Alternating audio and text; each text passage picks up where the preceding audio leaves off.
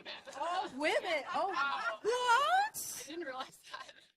Oh my gosh. It is really all women. I love it. And yellow is clearly Floral. on the memo for folks. This is amazing. We should take a photo after this, guys. Okay. I don't, are we live? Oh, we are live. Okay, here we go. Good afternoon, everybody. Today's jobs report underscores the Biden-Harris administration's important work to grow the economy from the middle out and bottom up. 206,000 jobs were created just last month for a total of 15.7 million jobs under President Biden's leadership. And wages are rising faster than prices over the last year since the pandemic.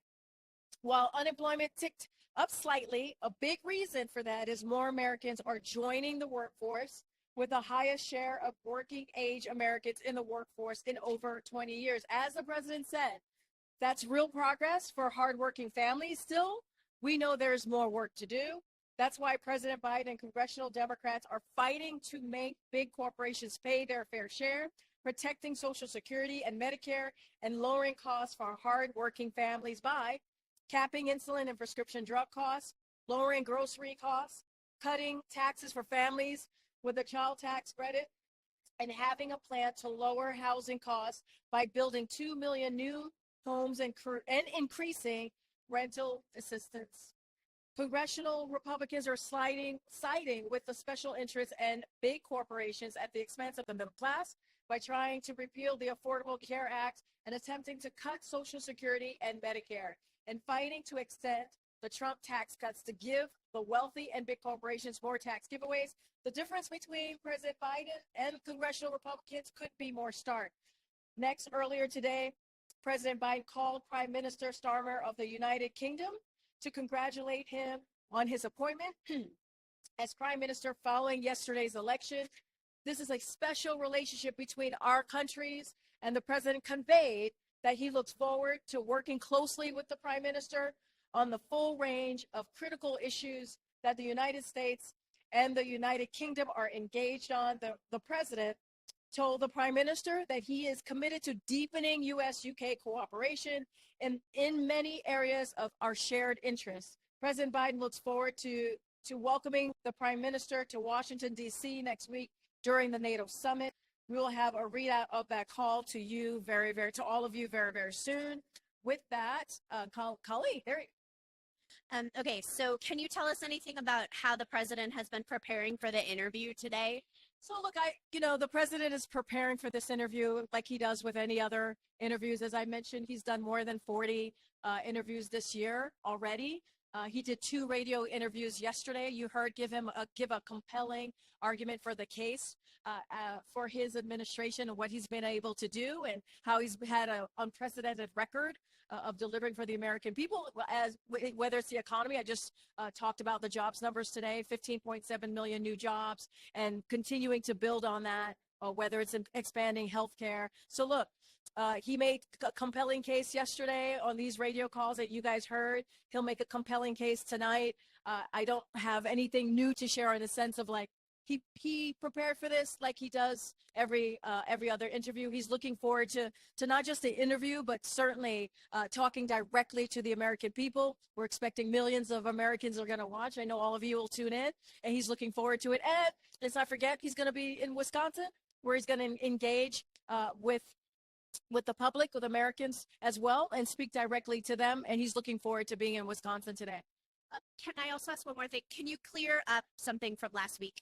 So you had said that the president hadn't been seen by the doctor at all. And then in a call with the governors, the president said that he had had a checkup. So I just wondered, can you explain the discrepancy? To that. So he did have a short verbal check-in in the recent days about his cold. It wasn't a medical exam or a physical. Just want to be super, super clear about that. It was a conversation, and his doctor didn't think an examination was necessary. I do want to take a little bit of a step back. The way that the president, the president has doctors, a medical unit around him 24/7. And that's not because of this president, that's with all presidents. And the way he certainly experiences his engagement with his doctors is very, very, very different than Americans across the country, right? Americans, they have to get in a car, get public transportation. Some Americans are lucky if they get to see their doctor more than twice a year. And so just want to be very clear about that. His experience, obviously, with dealing with his medical unit, that's right down the colonnade, if you will, from the Oval Office. But he did get do a verbal check-in with his doctor a couple days after. Can I be described it as a checkup? I mean, I guess He said a check-in. It was like a verbal check-in about the call, which is again not the call, about with the doctor, which is not unusual. It is not unusual. As I said, the medical unit travels with him and is with him 24/7. That is not because of just this president, because of all presidents. And it is a very different experience than what we understand that the American people experience. Just follow up on that.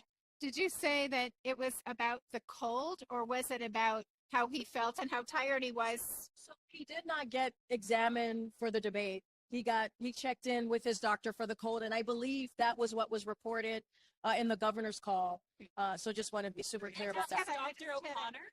I'm sorry. Was that Dr. O'Connor that he had that verbal check-in? Dr. O'Connor, and as you know, Dr. O'Connor is his lead doctor, and when Dr. O'Connor is not around, there are other doctors. It's a medical unit team, and that's kind of how it's always functioned in the past. That call was that the president does not want to schedule events after 8 p.m. The president's time is his most valuable asset. Can you tell me a little bit about how he's going to be able to govern and campaign effectively if he is shortening the amount of time that is available for those duties? You said something at the top, which is really true. The president's time is one of the most valuable things that we have, right? I'm going to be really mindful and not speak to private conversations, but there's a couple of things I do want to say here.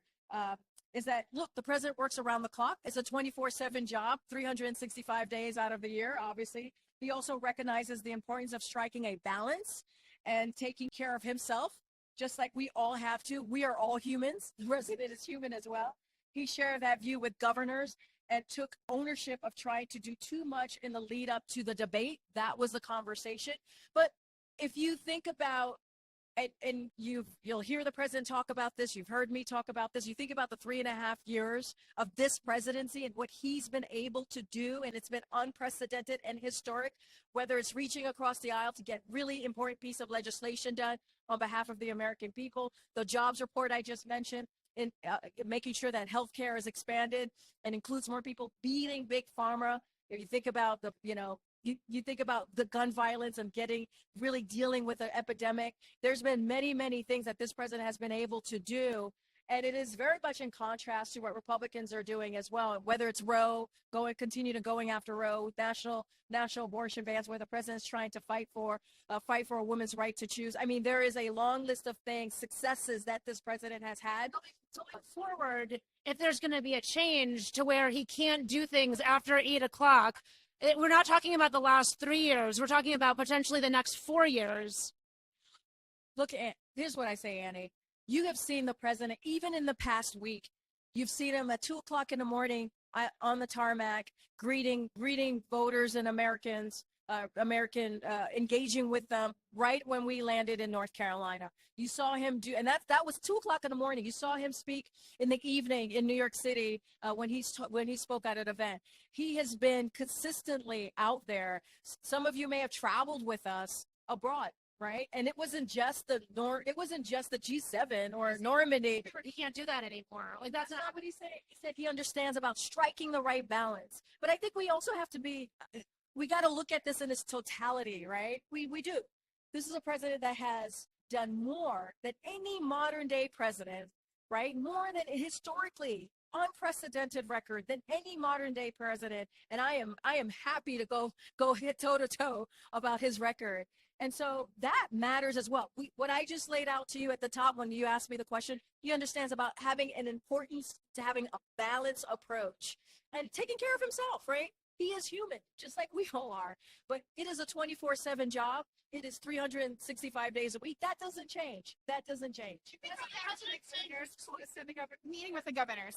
So he only 3 of the governors that were present at the White House came out to speak and to say that they had the president's back. Was the president disappointed that more governors did not speak out in person with the reporters that were there? Look, they showed up. More than 20 governors showed up. 3 of them did come out and give a full-throated support of the president. Want to be really mindful because it was a political event. And the governors that had to leave actually put out statements.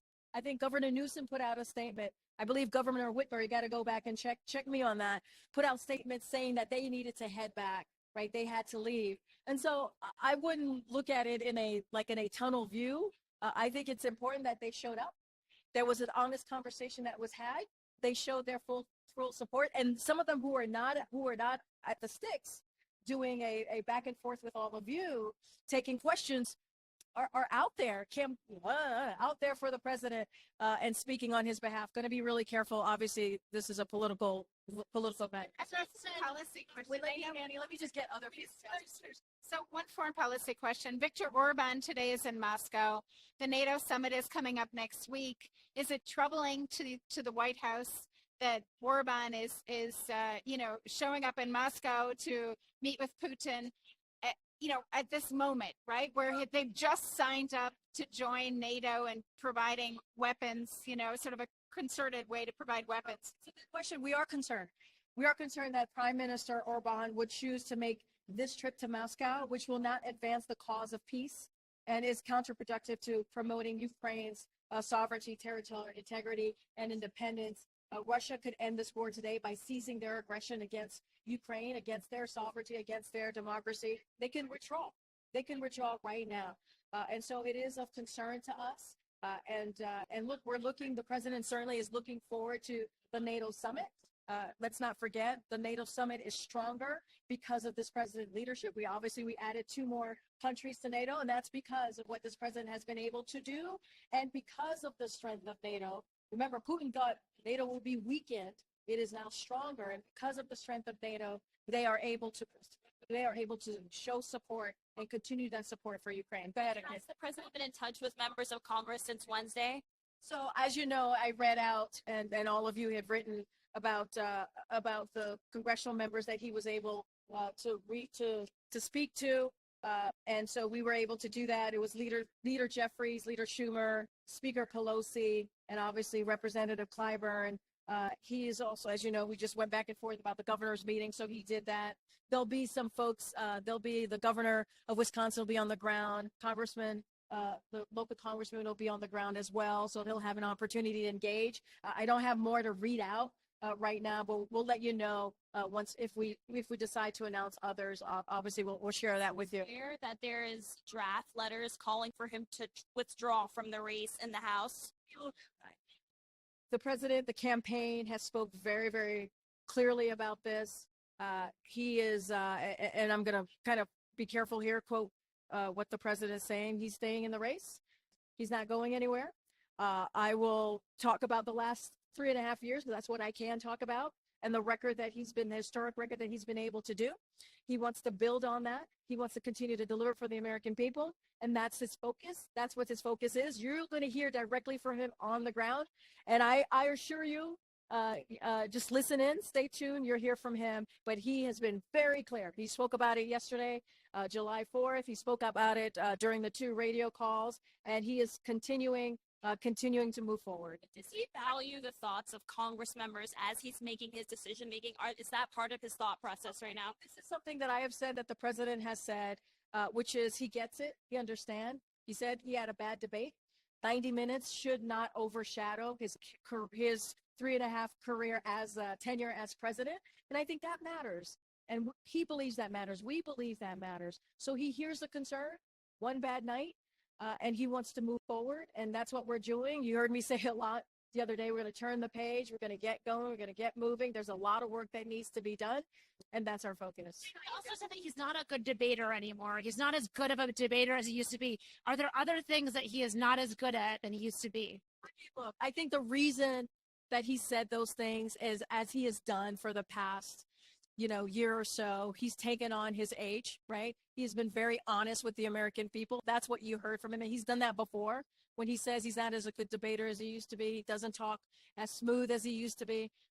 But one thing that I could assure you, he is one of the best presidents to deliver in modern politics. That's what you have seen him do.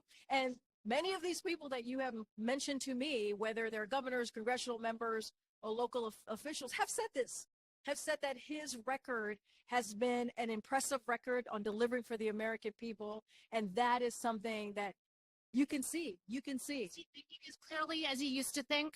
President is resolute, strong, thinking as clearly as he used to, especially when especially when he continues to be zero focus on the American people. That's what the president has done. Yeah. Back to the governor's meeting, the president made a joke that it was something with his brain in that meeting. And very respectfully, is now the time for the president to be making those kinds of jokes when the country is watching him for his cognitive abilities? He made a lighthearted joke, to your point, right? I'm glad you brought that question to me in that way, because that's exactly what it was. Many people who were in the meeting even stated it. They're publicly said that he was joking, and added, all kidding aside, right after.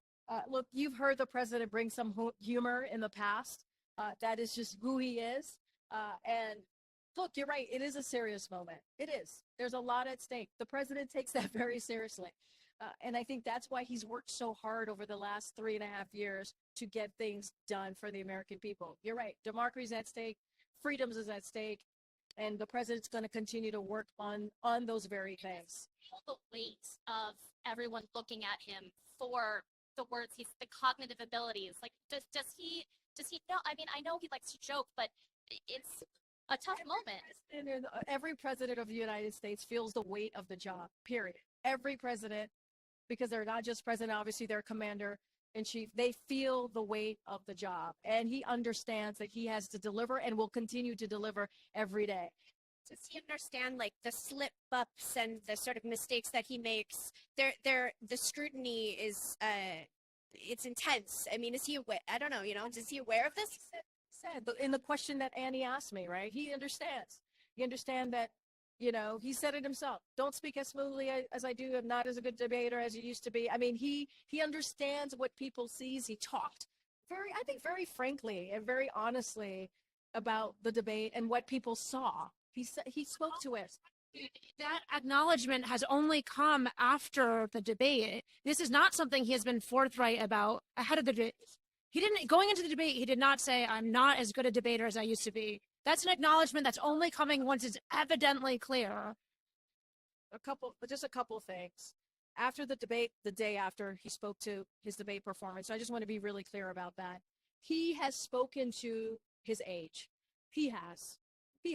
I would just run the tape, look back. He has spoken about it and has acknowledged what people see and what Americans feel. He has acknowledged that. So that is very, very much true. He had a bad night. And he's acknowledged and taken ownership of that. If you heard the 2 radio interviews, he talked about that almost extensively in some ways, right? And discussed that and talked about that.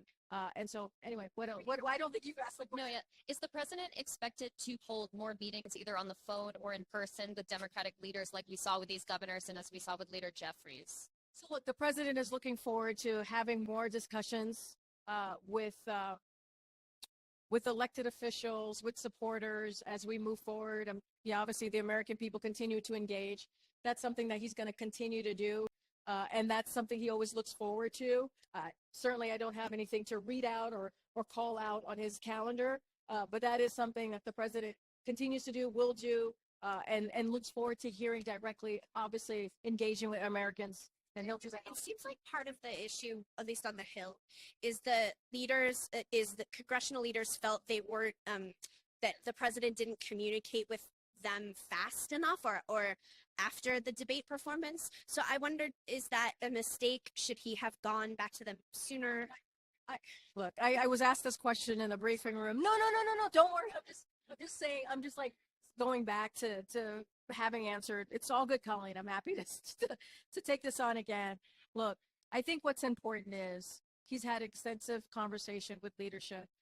They have been out there. The names that I just mentioned, leaders Jeffries, Schumer, Speaker Pelosi, Congressman Clyburn, they've been out there They've been very vocal on the president continuing, moving forward. And so I certainly will let them speak for themselves, but they've been on many of the networks, spoken to many of you here about that. And so he's going to continue to engage. I can't take on every criticism here, right? What I can do is say more broadly, what we've acknowledged, obviously, what we want to do and want to see, and we're going to continue to move forward, deliver for the American people, build on the successes that we've had. And that's what's important to Americans, we believe, as well. And so you'll see him on the ground. And I think that's really important, what you'll see and what you hear. Again, I know you have That's a little bit of a picture of what the vice president has been doing to support the president since the debate and with the increased scrutiny and just intensity of the days since. Look, I think you've all seen it for yourselves, right? She gave a really, I thought, important CBS kind of quick answer about how she feels about being a partner to the president. Going to be really careful. I'm going to let her words speak for herself, because obviously she spoke to that in a campaign, answering it in a political way, and so she's been very cool. You saw her last night. They had lunch together, right, which they do pretty regularly, and they have had.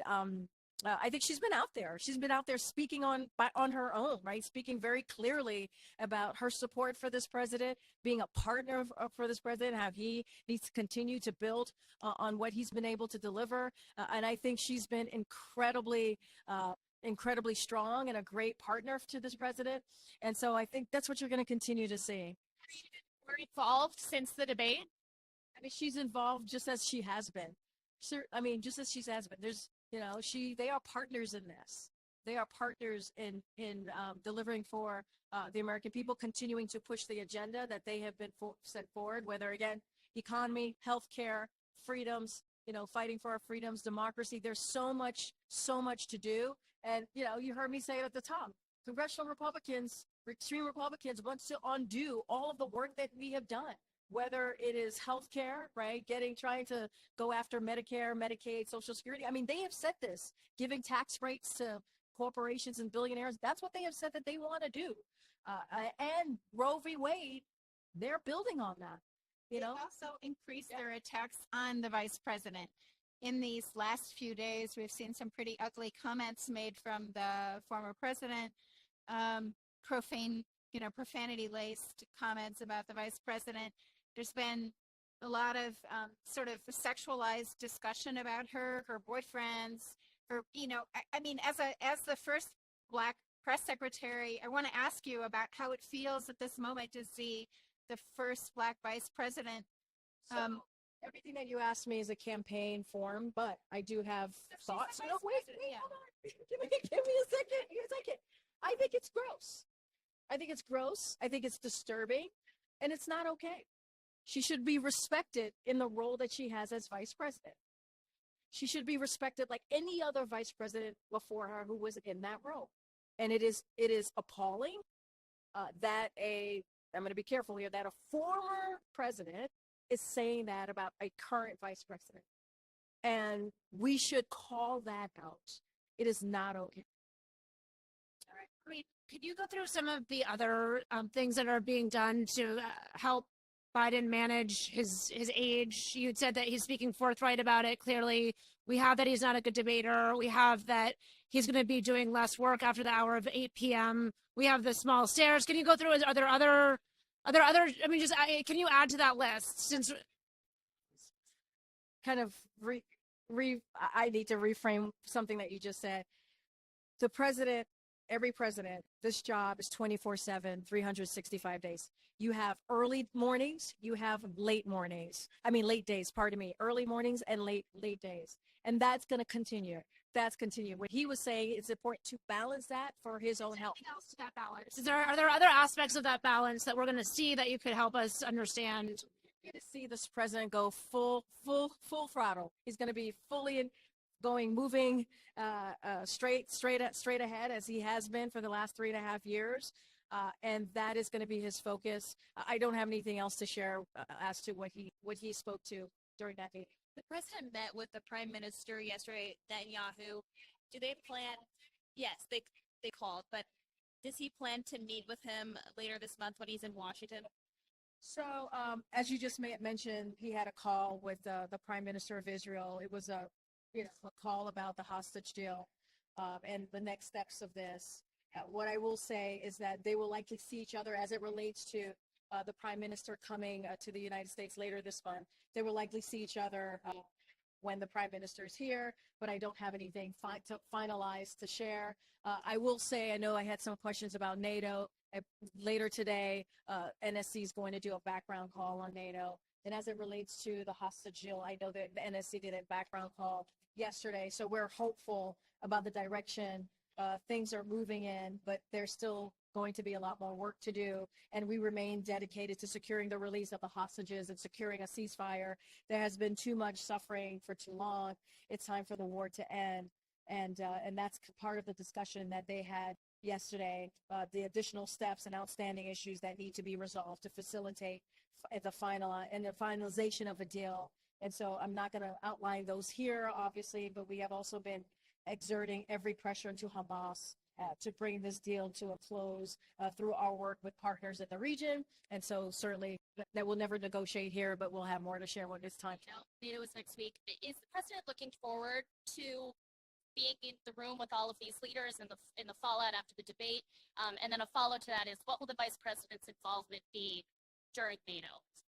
You would have to reach out to the vice president's office about her involvement. I don't have that in front of me, obviously. Look, foreign leaders, and I've spoken to this a little bit, I'll just reiterate, have seen Joe Biden up close and personal for the last 3 years. They know who they are dealing with and how effective he has been. He has restored America's standing on the world stage, delivering for the American people at home, strengthened our alliances and partnership around the world, and repaired the damage that we inherited. We will be entering NATO summit, this historic summit, 75 years of NATO, next week with a NATO alliance that is bigger, stronger, and more united than ever before. And that is because of this president's leadership. When I talk about what this president's been accomplished, was made able to accomplish, building on historic record, his global leadership is certainly part of that, as I mentioned moments ago. So we go into NATO with strength. And these foreign leaders have seen him in action. They've seen him personally. They've had conversations with him, obviously. And so that's how we feel about next week. It'll be an important moment. But the president, exactly, what is his feeling looking forward to next week? He's looking forward to engaging with the world leaders. And this is 75 years of NATO. I think that's important. And NATO is stronger now than it was when he got into office, right? It is stronger now. Two more countries have joined. When I said this moments ago, I believe, when President Putin went with his aggression, obviously, into Ukraine, he thought NATO would be weakened. That's what he thought. And because of the president's leadership, that did not happen. If anything, as I just stated moments ago, over and over again, it has strengthened. It is stronger than it's ever been before. Can you have some of those? Oh, sorry. The press conference. Can you say anything about how that's going to go down? What day? How many? As one of your colleagues, Justin, said, it's a big boy press conference. And so the president's obviously looking forward to it. And so we'll have more to share as we get closer to it, but there will be a press conference, a full-blown press conference. To be honest, A full-blown press conference. It's not clear what day it is yet. I don't have that on the top of my head, but certainly we will share that in the week ahead, I'm pretty sure. And it's usually towards the end of summits of summits. Some of the NATO leaders have expressed concern about the president. Yeah, it's hard to hear. Some of the NATO leaders have expressed concerns about the president. The leader of Poland, for example, has said he believes the president should step down. Of course, Poland is a country that has particularly high stakes in the continuation and the strength of NATO. All right, so a couple of things. Look, I'm going to let world leaders speak for themselves.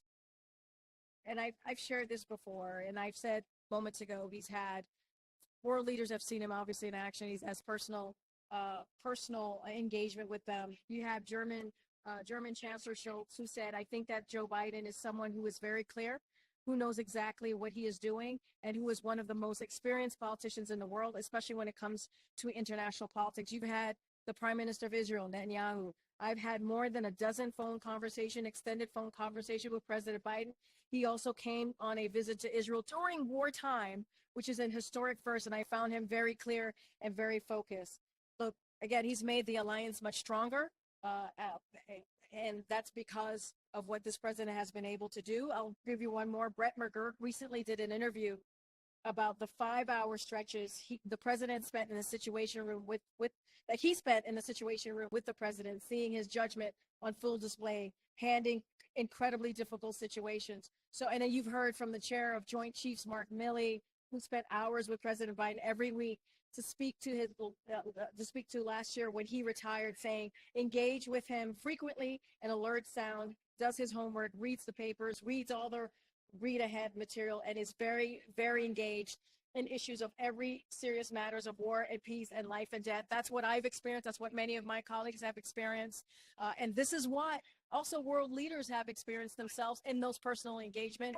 I think the concern is that for a lot of these leaders, they hadn't seen him in a while. So when they saw him before versus when they saw him recently, there was a big change.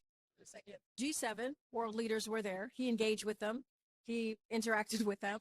Normandy, there were world leaders who were there. He engaged with them. He interacted with them. And so he has seen world leaders. He has engaged with them. And so now he'll get to do that again at the NATO summit. And so the president's looking forward to doing that. I think it's going to be an important moment for all of us.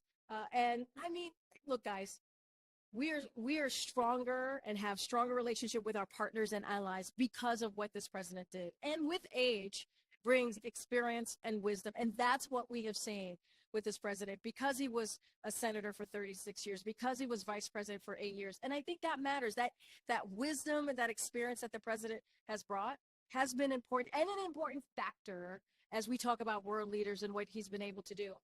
I think, are we good? Are we good? Thank you. All right. Thank you, guys. I was like,